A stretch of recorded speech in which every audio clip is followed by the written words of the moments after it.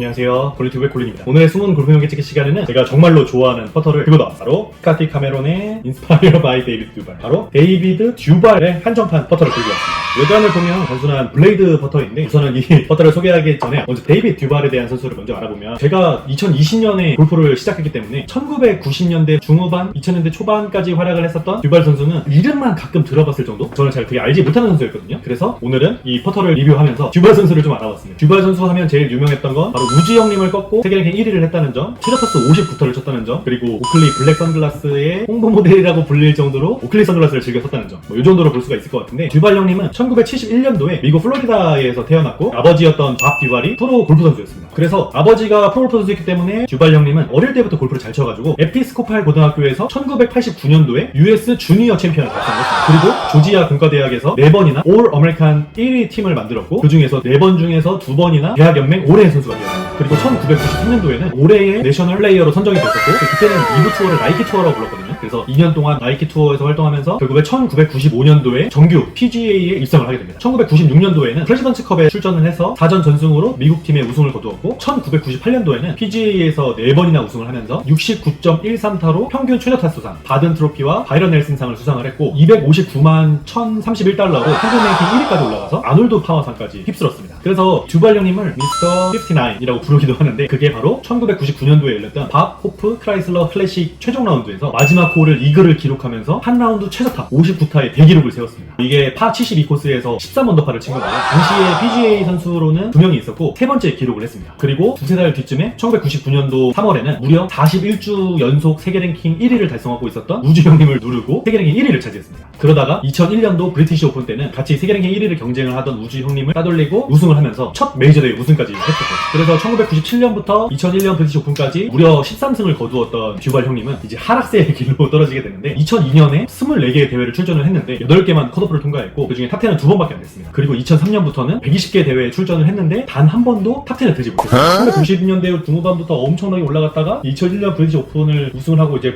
완전 꼬꾸라지는 거였거든요. 그러다가 2009년에 한번 US 오픈에서 루카스 글로버한테 2타 차로 져서 준우승을 거두었고, 그 이후에는 세계 랭킹이 882위까지 떨어지고 2011년에는 PGA 투어 회원 자격을 상실했습니다. 그래서 골프 분석가이자 골프 해설가로 활동을 하고 여러 골프 채널과 ESPN에서 활동을 하다가 2021년에 50세에게 자격이 되어서 PGA 챔피언스에 출전을 하고 있습니다. 정말 극과 극을 달렸던, 전성기가 너무 짧았던 선수라고 볼 수 있는데, 사람들이 이렇게 듀발 형님이 갑자기 이렇게 무너지게 된 거에 대해서 여러 가지 얘기를 하는데, 제일 먼저 듀발 대변인이라는 사람은 허리, 어깨, 손목 여기를 좀 다쳐가지고 여기를 다루기 위해서 스윙을 좀 조정하면서 자신의 스윙을 좀 잃어버렸고, 정신적으로도 결과가 계속 안 좋다 보니까 자신감마저 잃어버려서 그렇게 됐다고 얘기를 했습니다. 또 듀발 형님이 한 번은 입스라고 할 정도로 티샷을 하러 티잉 구역에 서는 것조차도 되게 두렵다고 했을 만큼 그만큼의 정신적인 압박이 있어서 입스가 왔었다, 그렇게 말하는 사람도 있었고, 제가 듣기로는 귀의 평형기관을 담당하는 이 기관에 질환이 생기면서 똑바로 서는 것도 힘들 만큼 이 질환 때문에 못 쳤다고 들었거든요. 제가 봤을 때는 이게 가장 신빙성이 있는 것 같습니다. 그리고 또 하나의 이야기는 아까 말씀드렸지만 허리 통증이 심했다고 하는 건데, 제가 듀발 형님의 스윙을 유튜브로 많이 봤는데 진짜 부드럽고 진짜 강하게 치더라고요. 근데 엄청 힘도 하나도 안 들인 것 같고, 막 진짜 엄청 세게 막 후려치는 게 아니라 되게 부드러우면서 빠르게 되게 잘 쳤거든요. 나중에 알고 보니까 이 공격적인 다운스윙이 허리에는 엄청나게 부담이 되는 스윙이라고 하더라고요. 그리고 당시에는 PGA 선수 중에 유일하게 우지 형님만 웨이트를 한다고 했거든요. 그래서 아마 듀발 형님도 웨이트를 했더라면 우지 형님과 나란히 경쟁을 하는 구도가 되지 않았을까, 이런 생각을 해보기도 하는데, 어쨌든 허리 통증이 또 큰 문제였던 것 같습니다. 이렇게 하락세가 된 듀발 형님을 소개를 마치고 본격적으로 퍼터에 대해서 소개를 하면, 오늘의 주인공 바로 스카티 카메론의 Inspired by David Duval by 타이틀리스트. 스카티 카메론이 듀발 형님에게 영감을 받아서 만든 5000개 한정판 퍼터입니다.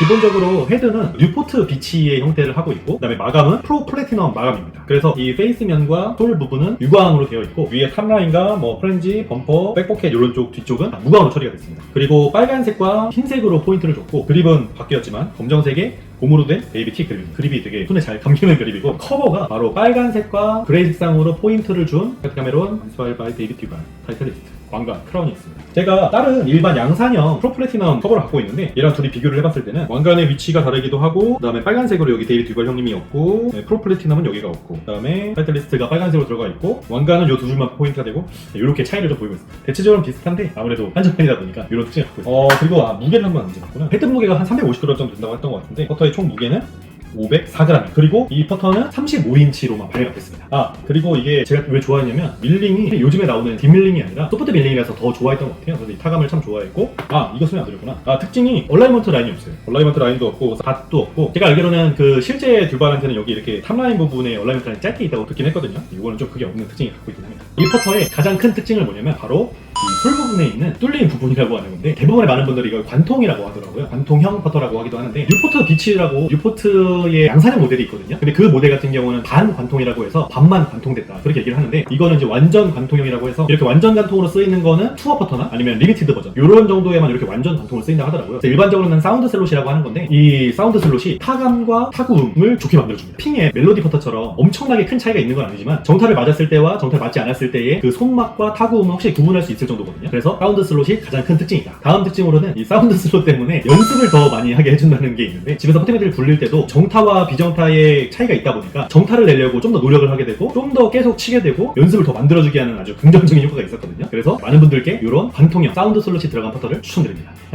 다음 특징은 제가 좋아하는 희소성인데, 전세계 5,000개 한정 발매긴 하지만 한정판 치고는 좀 많이 발매됐긴 했지만 어쨌든 1999년도에 발매됐기 때문에 지금 2024년도니까 25년 된 퍼터거든요. 25년 된 퍼터가 이렇게 상태가 좋은 퍼터를 구하기가 쉽지 않다. 그리고 스크린이나 뭐 필드를 갔을 때 다른 동반자들과 겹칠 일이 거의 없다. 그래서 그만큼 희소하고 한정판 퍼터를 쓴다는 그런 자부심, 그런 저 같은 사람들에게 한정판은 정말 지갑 열게 만들어주는 그런 매력이 있습니다. 하지만 이 퍼터에도 단점이 있는데요. 가장 먼저 35인치로만 발매가 됐다는 점입니다. 이것도 지금 35인치인데 저는 82다 보니까 33인치는 좀 짧고 허리를 좀 많이 숙여야 되고, 일반적으로 34인치를 쓰는데 35인치도 나름 괜찮더라고요. 그래서 이 35인치가 느낌상일지 모르겠는데 좀 때려주는 맛은 있었습니다. 하지만 35인치 하나로만 발매가 됐다는 건 우리나라 사람들 평균 신장을 봤을 때 좀 많이 길다고 느낄 수도 있거든요. 뭐 물론 듀발 형님에 맞추어서 발매됐기 때문에 35인치로 나왔겠지만, 우리나라 그 퍼터 판매하는 거 보면 35인치는 거의 선택권이 없고 33인치와 34인치만 발매를 하거든요. 그래서 우리나라와 좀 맞지 않지 않나, 그러한 단점을 뽑았습니다. 다음으로는 한정판인 만큼 구하기가 쉽지 않고 가격이 비싸다는 점입니다. 어쨌든 25년 된 퍼터기 때문에 지금에 와서 구하기는 많이 어렵고, 해외 직구나 아니면 정말 간혹 가끔가다 뜨는 매물들 그런 걸로만 구할 수 있기 때문에 너무 힘들게 구할 수밖에 없고, 구하더라도 비싼 값을 줘야 된다는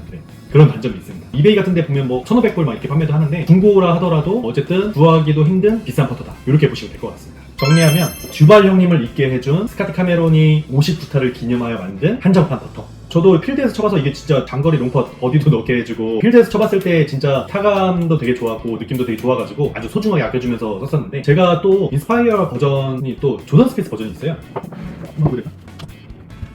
네. 제가 아껴주는 퍼터 중에 하나인 또 인스파이어 바이 조던 스피스 리미티드 2015년 메이저 챔피언 1500 메이드. 이거는 이제 2015년에 나온 조던 스피스의 마스터즈 우승이었나? 그 우승으로 나온 한정판이었는데 제가 참 좋아하는 퍼터입니다. 그래서 인스파이어 버전이 제가 이게 있고, 오늘 스케치형 듀발 버전이 있고, 또 세르지오 가르시아의 벨마 버전이 있었는데 그거는 제가 또 리뷰를 남겨놨거든요.